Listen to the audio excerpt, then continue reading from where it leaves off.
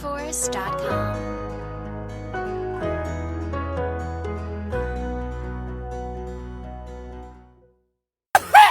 Montigonian media in the building.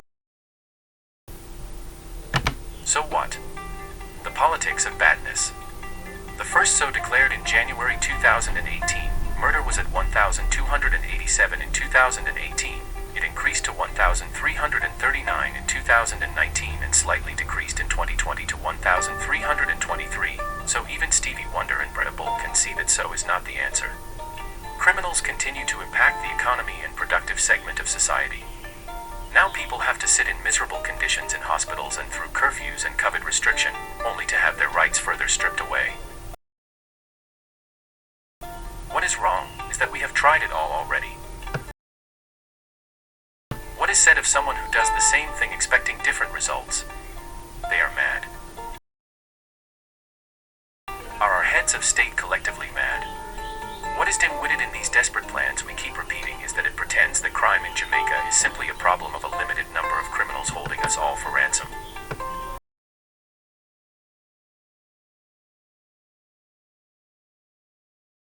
If we lock away or execute enough of the criminals, so goes the logic of Adams and his supporters as well as anti-cum bashers, the crime will stop or at least be reduced. Such analysis never considers the larger truth that the number of criminals is not finite at all, and that there are structures in Jamaica that produce and encourage criminality.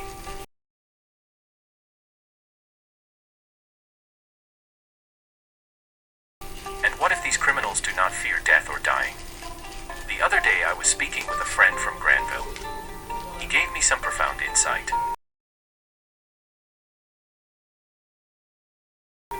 He had been reasoning with juveniles from Granville who had been detained during the state of emergency, and he recalled how some of the youth who had been innocent to the inner workings of crime were now telling him how being locked up had let them meet a whole lot of real criminals in jail and had become links or charges and parries, as it were. So not only did the state of emergency not work and failed to address the root causes of crime, it afforded crime some rest time to foment and ferment, to think, and most of all by grouping members of the same demographic 14-28 from diverse walks of life to meet and greet with crime, up close and personal, so the octopus now has tentacles outside the cell, who are now possibly some sort of agent of crime. For after the rights of the youth have been trampled long enough, they are let of jail due to any real evidence to hold them. They return to their communities demoralized, disenchanted, disrespected, and disenfranchised.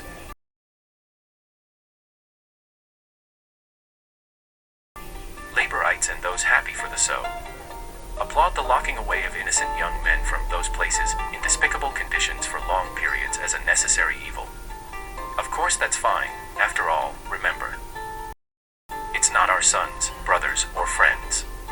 And if that act makes the youths mistrust the police and later become criminals, then it's no one's fault. They would have become that way anyway.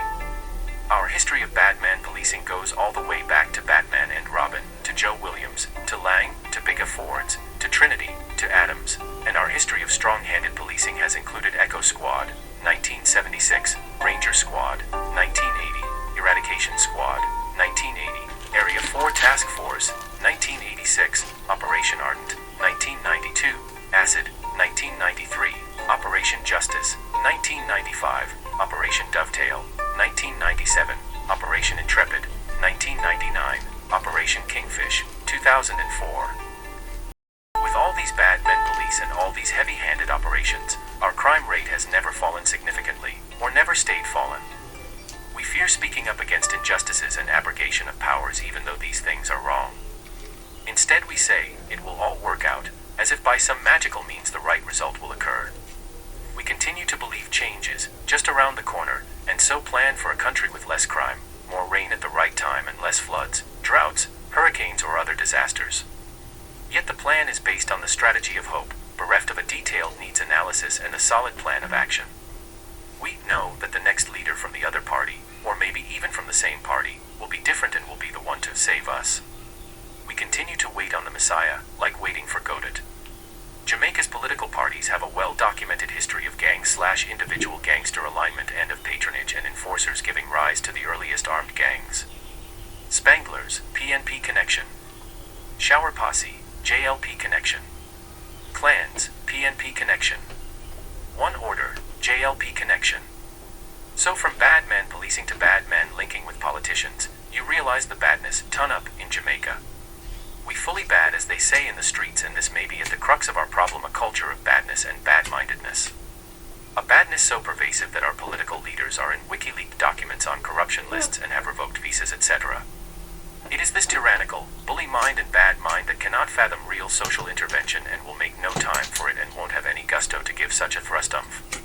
There will be no economic aid that truly benefits communities. Crime is mutating and brooding and breeding ground of badness and bad mind. And the youth are seeking out new routes to financial power. Some have begun to become mini militias willing to do the Ocean's 11 heists or act out Jamaica Netflix. What will fill the current socio-economic void? For the economy is tightening again, and that is why we see what happened for the $20 million downtown. We saw it again in Maypen. Let us not pretend. The issues are real. Time to stop acting like Jamaica is a happy camp. Fix our access to the economy and fix the education system, or the rebellions will occur and crime will fester, and one day the mob will be at Fort Holness with stakes and pitchforks. The maddening crowd and the festering badness that is Jamaica's true epidemic. About the author, Yannick Nesta Pessoa BA is Jamaica's first blogger, a social advocate, community activist, and legal student. Follow on Twitter and Instagram at Yannick. Follow on YouTube at and reply to yannickpessoa@gmail.com.